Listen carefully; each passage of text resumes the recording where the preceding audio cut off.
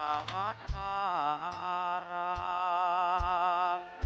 ประเพณีความเหลืองอามยามมองใกล้ไกลที่หอดตรงอันสดใสแต่ตัดใจให้คนบาปตั้งเธอรุ่นจะรุ่งแล้วลวกแฟนเลิศแล้ววันไม่แล้วเพื่อนเอ๋ยตื่นมาเสียจากกิเลสเอ๋ยลื่นในเนื้อเอ๋ยออกมาชมเชยแสงแห่งวัดอารามเหตุความเหลืองงามยามมองใกล้ไกลที่อ่อนตรงอันสดใสแต่เกิดอาภัยให้คนงดบาปตามแสงรุ่นจะรุ่งแล้วทั่วแคว้นเลิศแล้ววันไม่แล้วเพื่อนเอ๋ยตื่นมาเสียจากกิเลสนักเอ๋ยเนื้อเอ๋ยออกมาชมเชยแสงแห่ง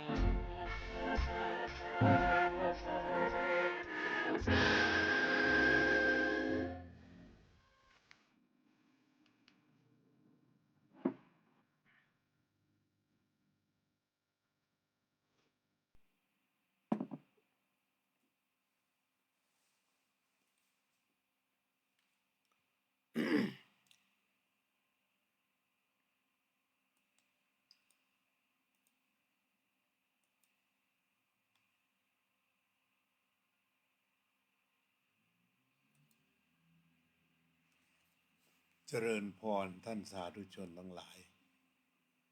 รายการธรรมทานจากวัดพุทธปัญญามาพบกับท่านผู้ฟังท่านผู้ชม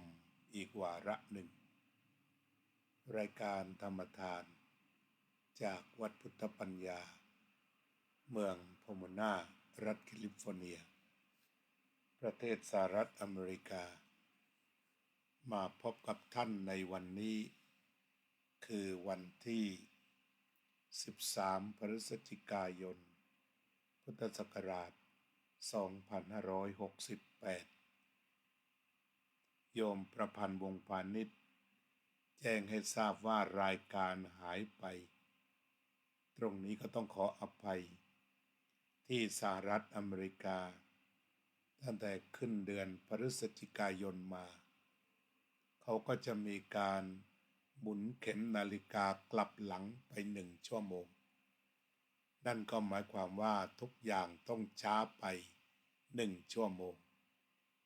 เช่นรายการของเราเคยมาตามปกติแต่ตอนนี้ถือซะว่ามาช้า1 ชั่วโมงวันนิยมประพันธ์วงศ์พาณิชย์ก็สามารถจับทางได้ถูกแล้วเข้าสู่รายการเรียบร้อยมีอะไรก็ถามกันมาก็แจ้งให้โยมประพันธ์ได้ทราบว่าอาตมากำหนดค่อนข้างจะแน่นอนที่จะเดินทางไปพักที่สวนโมกอันดามันก็จะไปถึงประมาณสัก18ไปถึงสวนโมกอันดามัน18 กุมภาพันธ์แล้วก็พักไปสัก24อาจจะเช้า25จึงเดินทางออกจากสวนโมกอันดามันอันนี้คร่าวๆจึงเรียนท่านประธานคณะทำงานได้ทราบเอาไว้ก่อนถ้ารับทราบก็เขียนขึ้นมาหน่อยว่ารับทราบครับมาเขียนขึ้นมาหน่อยรับทราบครับก็จองไว้นะ18 ถึง 24ก็ ก็จะพักอยู่ที่บ้านดินเหมือนเดิมและจองที่พักด้วยพักหลังนั้นใกล้หินโค้งที่สวนโมกอันดามันอาตมาก็จะทำรายการที่เราจะปฏิบัติศาสนกิจล่วงหน้าเป็นปีคือจะไม่ทำอะไรแบบปุ๊บปั๊บแต่ช่วงนี้ที่ไปไหนไม่ได้ก็ติดเรียนวิชาวรรณคดีอังกฤษหรือเรียกว่า English Literature ที่ได้ลงเรียนไว้ที่คอลเลจที่นี่ทีนี้ในบางปีที่ไปจำพรรษาสวนโมกอันดามันได้หรือไปจำพรรษาที่วัดปราสาทนิกรได้นั่นก็ได้ทำรายการล่วงหน้าเอาไว้เป็นปีเช่นกันฉะนั้นข้างหน้านี่ก็ไปแค่เดือนกุมภาแล้วก็จากนั้นก็กลับอเมริกาเดือนเมษานี่งานชัดเจน2569กลับวันที่10เมษายน2569ก็เป็นว่าไปเยือนเมืองไทยตั้งแต่กุมภาแล้วก็จะกลับไปเดือนเมษาอันนี้ตรงนี้ก่อนทีนี้อนาคตต่อไปจากนั้นก็แล้วแต่เหตุปัจจัยว่าจะเกิดประโยชน์หรือเปล่าคือเนื่องจากว่าอาตมาไปไหนประโยชน์มันก็เป็นเรื่องสอนธรรมะอย่างเดียวในงานอื่นก็ทำอะไรไม่เป็นจะไปก่อสร้างจะไปสร้างสิ่งโน้นสิ่งนี้ก็ทำไม่ได้งั้นจุดใดที่ว่ามันเป็นประโยชน์ทางธรรมมันมีคนศึกษาธรรมสนใจธรรมก็ไปทำงานให้ได้ก็มีแค่นั้นสำหรับผู้สนใจธรรมะเพราะไม่มีเรื่องอื่นอันนี้ก็คุยกันให้ทราบถึงตัวภารกิจแล้วก็จุดที่จะขอให้เกิดตัวประโยชน์นั่นเองวันนี้ก็คงจะมาคุยกันเรื่องอบายมุขซึ่งแปลว่าทางแห่งความเสื่อมทางแห่งความเสื่อมการที่เราได้ยกเรื่องนี้ขึ้นมาพูดเพื่อที่จะให้ชาวพุทธเราได้ดูอะไรอย่างมีหลักคือกลับมาตั้งที่หลักซะก่อนแล้วต่อจากนั้นเราก็เอาปรากฏการณ์มาร่วมหรือว่ามาวิเคราะห์ที่ตอนนี้ถ้าเราดูหลักอบายมุขมันแปลว่าความเสื่อมที่มันมีตั้ง6อย่างก็ยาววันนี้จะขอพูดเรื่องการพนันข้อเดียวกาอบายมุขเนี่ยแต่ที่จริงมันมีดื่มน้ำเมาเที่ยวกลางคืนดูการละเล่นการพนันคบคนชั่วเป็นมิตรเกียรติคร้านการทำงานเราก็อ้างอิงกันเต็มว่าเราเป็นพุทธบริษัทได้ทราบกันโดยทั่วไปคำว่าอบายมุขเป็นทางแห่งความเสื่อมอบายมุขเป็นทางแห่งความเสื่อมคือข้อไหนก็เสื่อมทีนี้มาดูข้อการพนันสาเหตุที่หยิบเรื่องการพนันขึ้นมาพูดเพราะในช่วงนี้ข่าวคราวเรื่องของการพนันทางออนไลน์เรียกว่าเพจการพนันออนไลน์อาละวาดโดยทั่วไปและพ่นพิษให้กับบุคคลผู้เข้าไปเกี่ยวข้องโดยทั่วไปพุทธบริษัทจึงควรมีหลักเอาไว้ก่อนเมื่อตั้งหลักได้เราก็วิเคราะห์ถึงผลกระทบกันหลักก็บอกอย่างนี้ว่าโทษของการเล่นการพนันนั้น1เมื่อชนะย่อมก่อเวร1เมื่อชนะย่อมก่อเวรมีการจองเวรกันถึงกับเคยฆ่ากันตายในบ่อนมีกันมากมายจองเวรกันกู้เงินแล้วไม่คืนก็เกิดการจองเวร สุดท้ายก็ไปกันถึงตายมิตรภาพต่างๆก็พินพังกันไปเมื่อแพ้ย่อมเสียดายทรัพย์ที่เสียไปอันนี้ผู้เล่นก็รู้เองทีนี้พอเกิดการเสียดายทรัพย์ก็จะเล่นต่อไปหวังคืนจุดหายนะก็อยู่ตรงนี้ทรัพย์ย่อมชิบหายก็สามพอเสียดายเสร็จแล้วเล่นเพิ่มขึ้นเท่าตัวเช่นเคยเล่นเสีย10 บาทลงไป10แต่ถ้าเริ่มเสียก็ลงเป็น20เป็น30เป็น40ในที่สุดจนกลับมาขายรถขายบ้านขายที่ดินไปเล่นก็เข้าสู่ข้อ3ทรัพย์ย่อมชิบหายประการที่4ไม่มีใครเชื่อถ้อยฟังคำก็คือนักการพนันพูดอะไรก็ไม่มีใครเชื่อแล้วเป็นที่หมิ่นประมาทของเพื่อนเขาเรียกว่าไอ้ขี้การพนันไม่มีใครประสงค์จะแต่งงานด้วยตรงนี้ก็คนดีคงไม่แต่งงานด้วยแต่ถ้าคนเล่นด้วยกันน่าจะเล่นด้วยกันแต่งงานกันหมายความว่าคนที่ชอบเล่นการพนันด้วยกันนั่นเองอันนี้ก็คือโทษที่เกิดมาตามที่พระพุทธเจ้าตรัสคือมีตรัสไว้พระองค์สอนไว้พระพุทธเจ้าตรัสไว้อันนี้ก็พูดกันง่ายๆว่าถ้าใครไม่เล่นเลยใครไม่เข้าไปแตะเลยก็จะปลอดภัยจากโทษของการพนันทั้งปวงคือจะไม่มีโทษจะไม่มีโทษจะไม่มีผลกระทบหรือจะไม่มีทางเสื่อมทรัพย์สินย่อมไม่เสื่อมมิตรภาพไม่เสื่อมเวลาสุขภาพไม่เสื่อมโทรมจิตใจไม่เสื่อมโทรมอันนี้ที่เข้าบ่อนก็คือจิตเสื่อมด้วยจิตทรามเพราะหมกมุ่นมัวเมาหม่นหมองเกี่ยวกับการจะได้กล่าวคือมีความโลภนำหน้าอย่างเต็มที่มีโลภะนำโลภะหรือว่าตัณหานันทิกิเลสพวกนี้จะเป็นตัวรัดรึงจะเป็นตัวมัดเอาไว้กิเลสพวกนี้จะเป็นตัวมัดรวมกันเอาไว้ไม่ให้ขยับขยื่นเช่นบางคนเล่นการพนันกันตั้งแต่หัวค่ำยันสว่างเขาพูดไปผิดว่ามีสมาธิแต่ที่ถูกก็คือว่านันทิเป็นตัวมัดไว้นันทิมัดเอาไว้จึงต้องอยู่เช่นนั้นมันนันทิ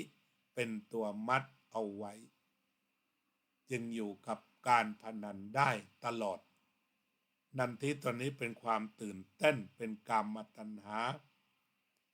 เป็นภวตัณหาอยากรวยเสียทีต้องอยากรวยจึงจะไปเล่นการพนันอันนี้ก็หลักการดั้งเดิมทีนี้ต่อมาปัจจุบันนี้มีผลกระทบที่ชัดเจนผู้เล่นเสียเงินได้ง่ายๆเป็นจำนวนล้าน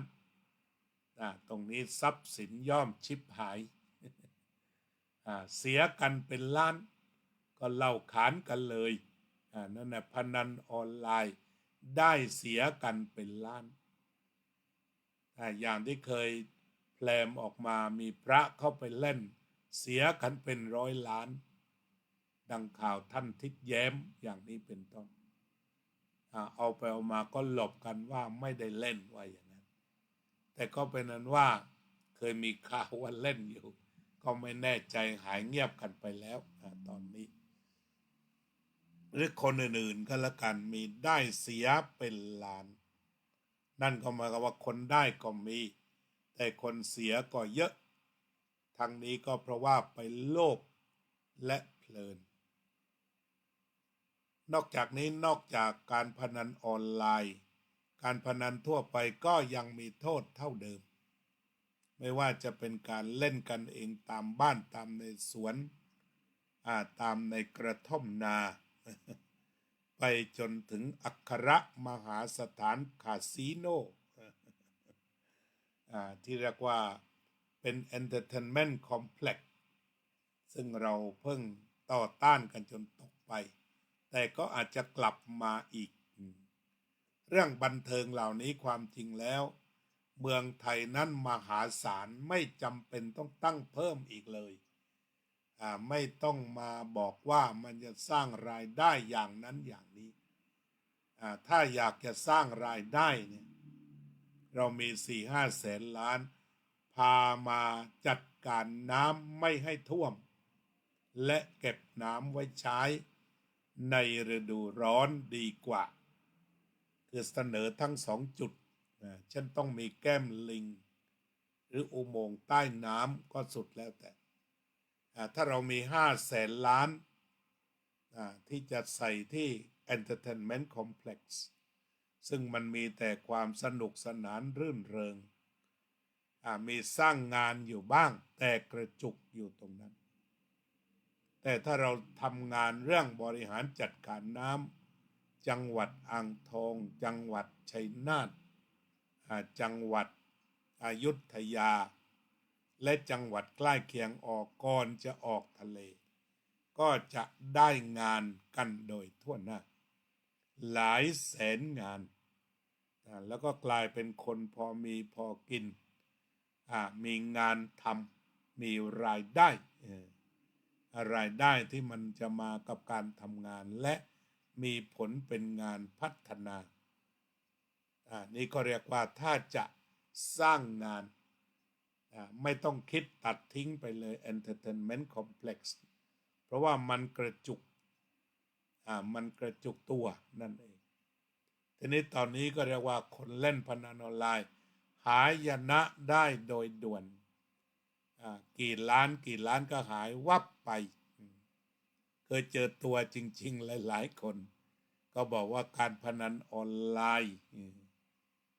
หรือพวกที่เป็นเศรษฐีหน่อยก็ไปเล่นเรื่องอื่นๆที่เป็นออนไลน์อันนี้รวมถึงสแกมเมอร์ที่มาต้มตุน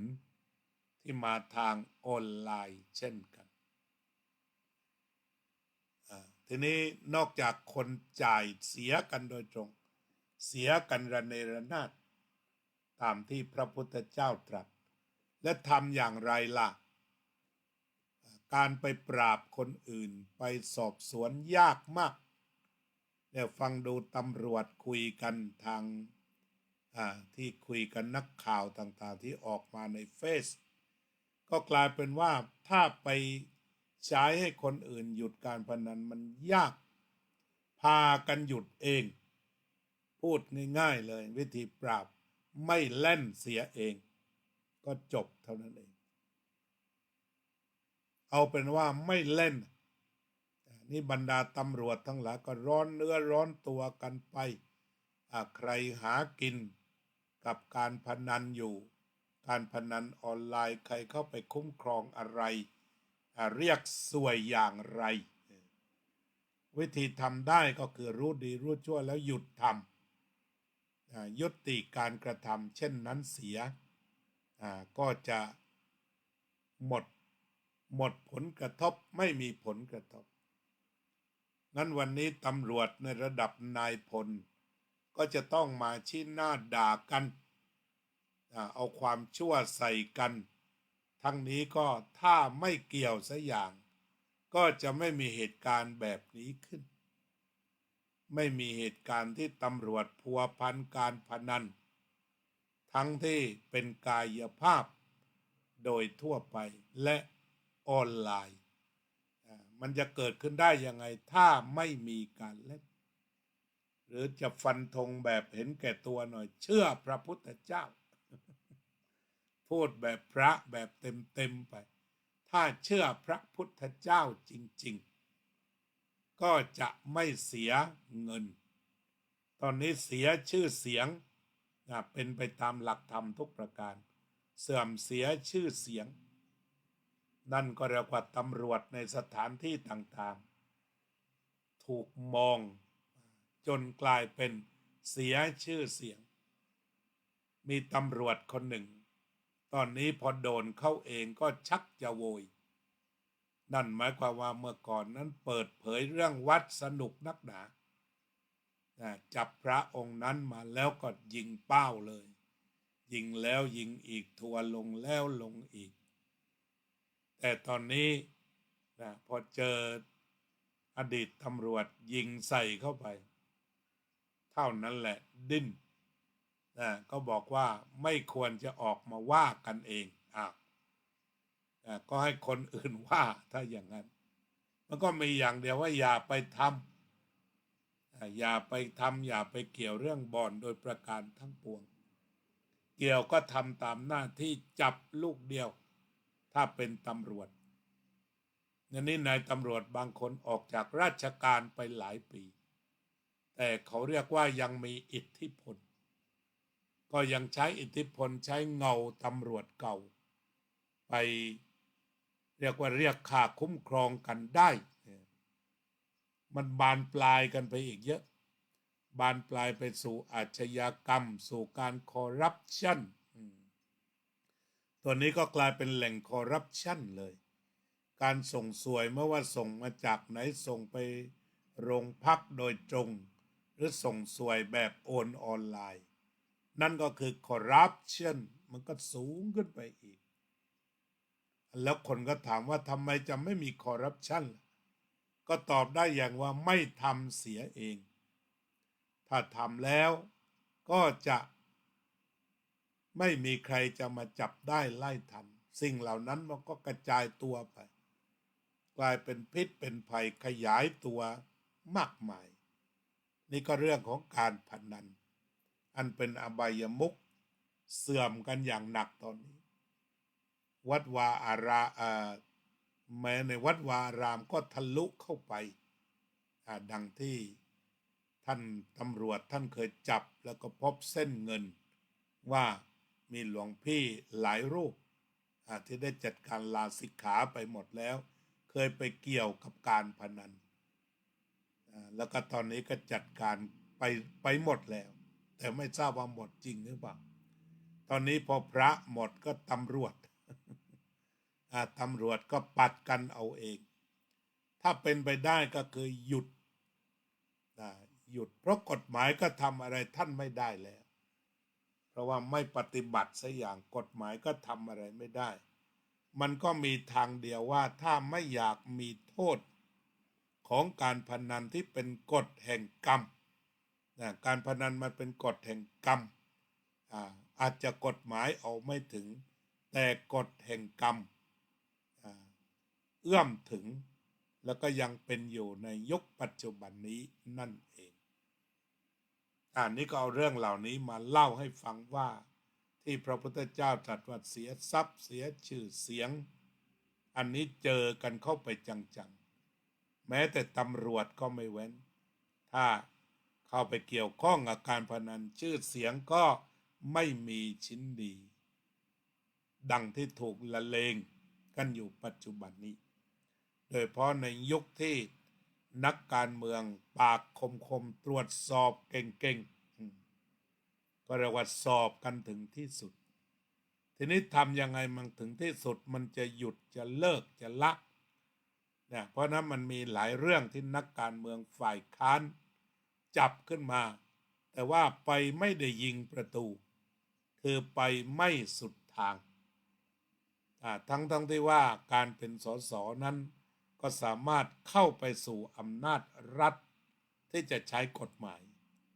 ก็ทำต่อไปว่ากันชัดๆจนกระทั่งแจ้งความได้ก็ช่วยแจ้งกันเลยทีเดียวเพราะว่าแค่บอกโฮฮาไม่เวิร์กไม่เวิร์กมันยังหนามากฉะนั้นก็ทำกันต่อสื่อมวลชนก็ทำกันต่ออย่าทำหยุด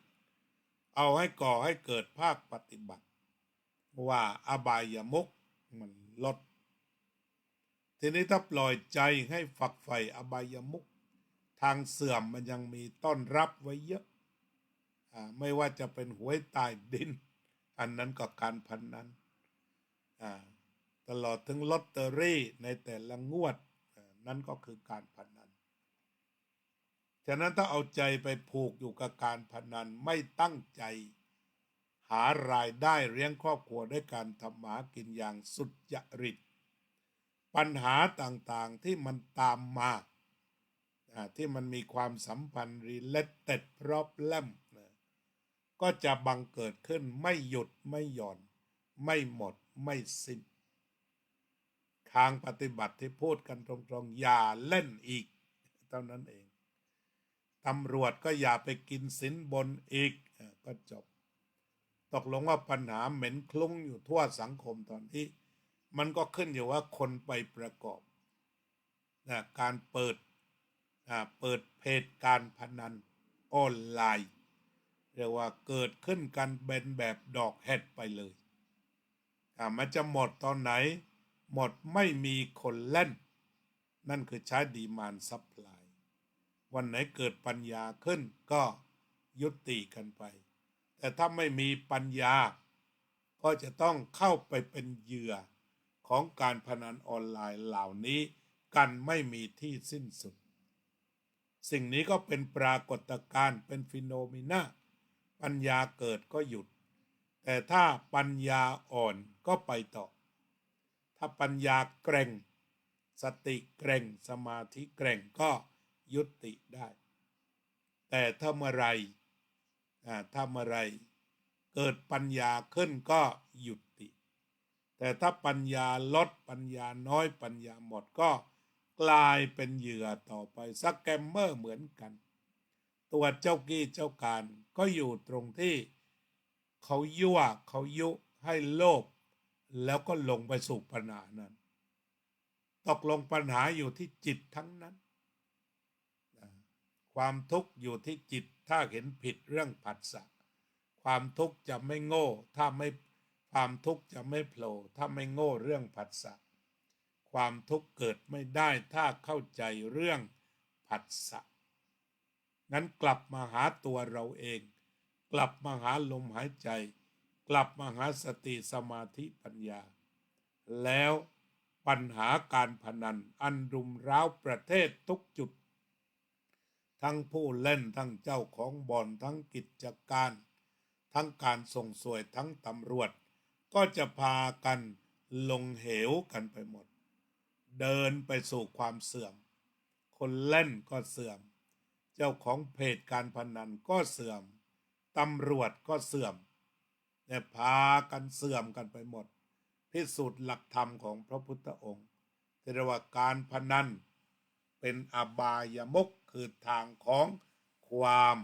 เสื่อมเสียที่บังเกิดขึ้นอันไม่มีทีท่าว่าจะยุติอย่างไรถ้าไม่ช่วยกันหยุด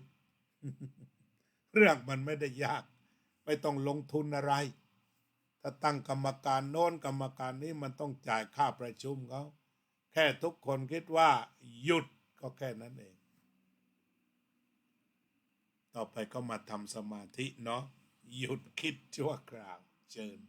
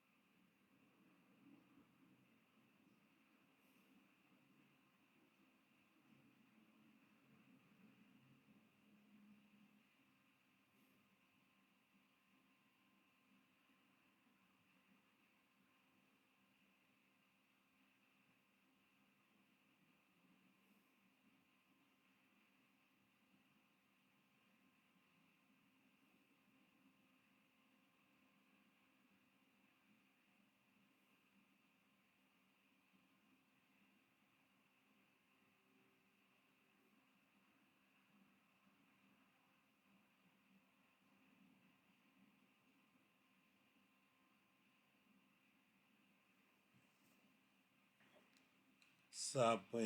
สัตตาสัตว์ทั้งหลาย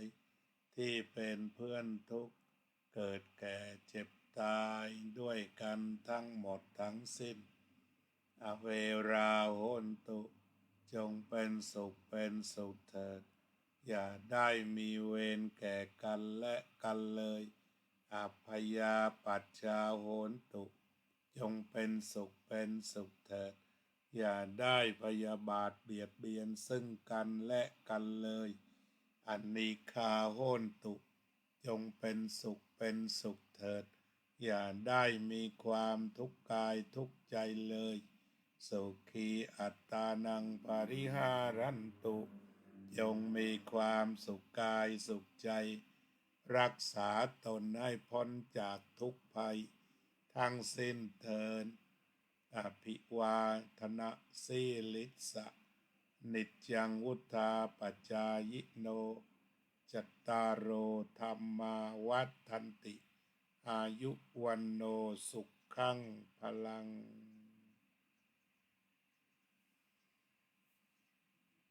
ต่อไปนี้ก็จะทักทาย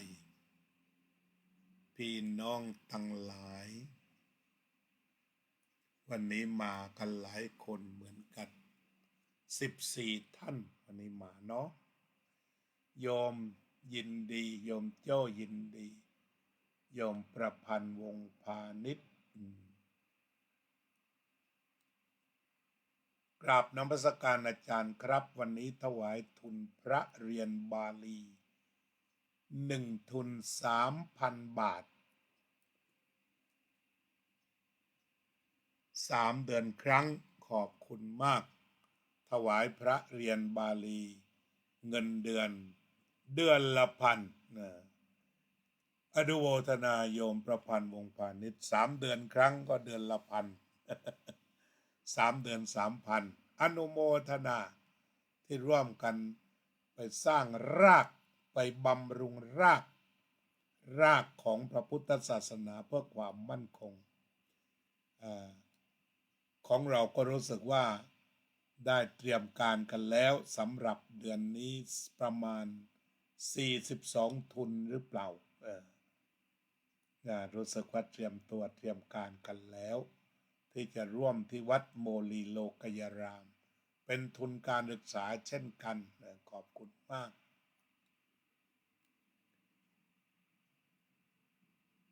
เป็นนั้นว่าโยมทราบนะ18 ถึง 24 กุมภาจะไปนอนบ้านดินที่สวนโมกอันดามันตามปกติโยมกัลยาว่องทิพย์คงคาโยมโซเฟียสุภาพรโยมสุพรรณิกาฉายาลักษณ์โยมจิรารัตน์เกียรติสันติคุณโยมอัครวิทย์ไทยรัตนานันท์โยมสมควรฟาวทัส Hello Daniel how are you today I am fine โยมนิพาพรยิ่งรุ่งโรจน์โยมทิตินาถมาเดลทิติมามาเดลเจริญพรสบายดีนะชาววัดโยมสมควรโยมรัตนันชวรโรธโยมน้อยพรหมประเสริฐโยมนพรัตน์บุญกอบโยมเค้นธนา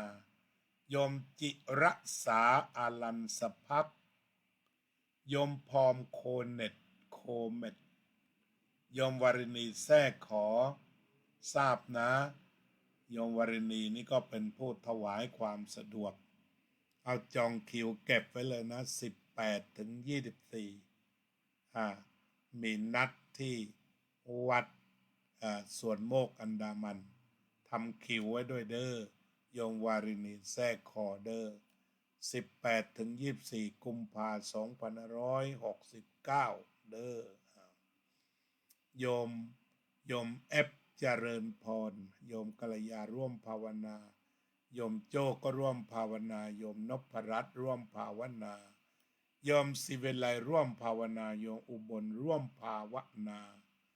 โยมสุพรรณิการ่วมภาวนา โยมกัลยา42 ทุนส่งเข้าบัญชีอาจารย์อุทิศเรียบร้อยแล้วทางฝั่งโน้นโยมกัลยาอยู่ประเทศไทยก็ทำงานช่วยโอนเงินโอนทองสะดวกโยมกัลยาและครอบครัวคุณกนิกาและทุกๆคนเรียกว่าเป็นบ้านบุญใจดีหมดก็ได้ไปถึงประเทศไทยโอนแล้วนิตยพัฒน์วัดโมลีโลกยรามไว้ล่วงหน้า42 ทุนโอนไปเข้าบัญชีที่ทำกันเป็นประจำ3-4 ปีนั่นคือศาสตราจารย์อุทิศสิริวัลย์เปิดบัญชีให้เป็นพิเศษและเป็นสะพานบุญก็นี่คือข่าวการกุศลของการช่วยกันรดน้ำพรวนดินรากแก้วของพระพุทธศาสนา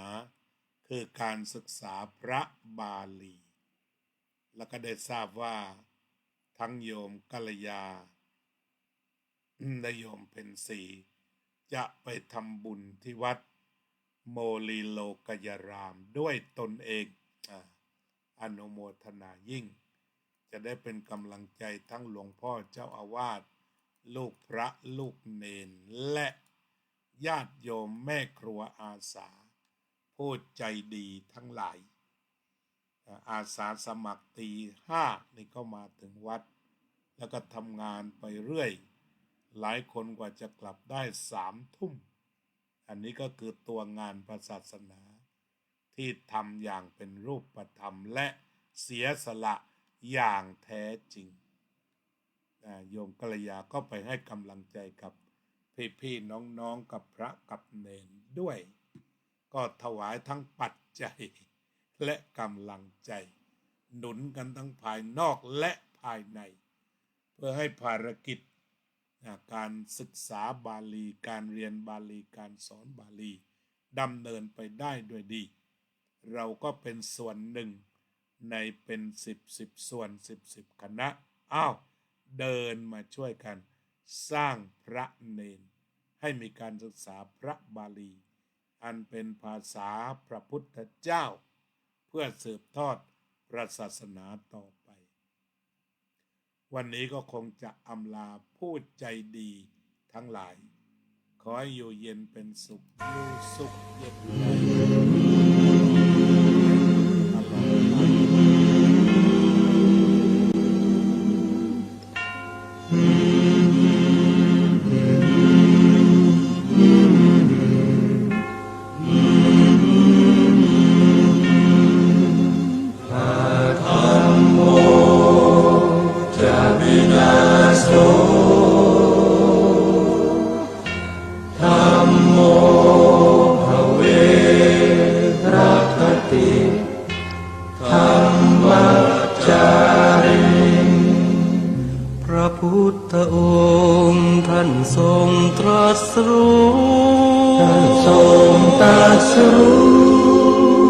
เป็นสัพพัญญูตรัสสอนความจริงว่าธรรมะย่อมชนะทุกสิ่งเป็นที่พึงพิงแก่ผู้ประพฤติชอบธรรมธัมโมจะวินาโสธัมโมภเวรัคติธัมมัจจาริอำนาจใดๆก็ตาม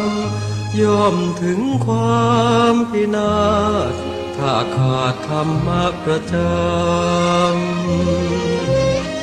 ไม่มีใครอยู่ค้ำฟ้าเราต่างเกิดมาใช้กันจงอยู่ในศีลในธรรมคิดทำแต่กรรมที่ดีธัมโม จะวินาโส